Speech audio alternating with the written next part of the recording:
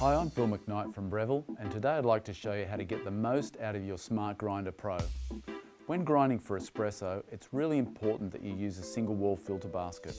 That way you'll get the maximum flavour potential of the coffee that you're making. So what we're going to do now is we're just going to insert our single wall filter basket into our portafilter. The next thing you need to do is make sure that you insert the correct cradle into the grinder.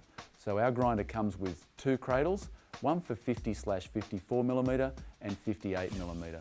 Today we're going to use the 58mm. So what we're going to do now is we're just going to grind into our portafilter. So we just insert our portafilter into our grinder cradle. We set our grind size. So here we have it on about 14 to start. Just adjust that depending on flow rate. We're also going to set the number of shots. So we're using a double cup basket, so we're setting this to 2 shots.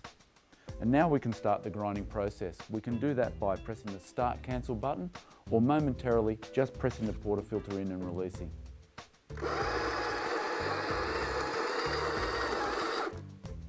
So now I've used the convenient pause function.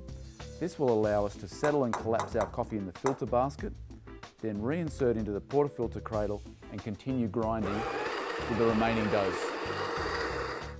So now our coffee's finished grinding, and this is the way freshly roasted, freshly ground coffee looks. It always looks like you have too much, but once it's tamped, it'll be at exactly the right level. If you love drip filter coffee, it's really easy and convenient to grind directly into a gold tone filter or into a paper filter basket. It's pretty simple. All you need to do is remove the cradle if it's been installed. You need to adjust your grind setting. So you adjust your grind setting up into the drip filter zone. So about 50 is a good starting point. All we need to do then is select the number of cups that we're going to brew. So I'm going to brew 4 cups. And then we just need to insert our paper filter basket into our grinder and press the start cancel button to begin the grinding process.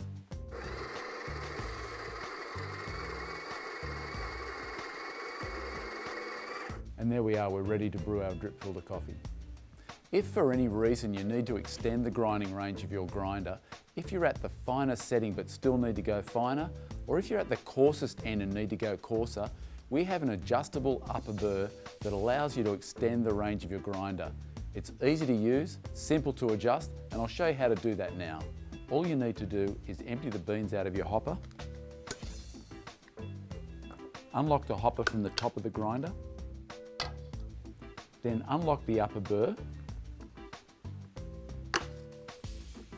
And once you take that out, it's pretty simple. All you need to do is grab this wire, release it from the burr, then you'll notice on the burr there are numbers.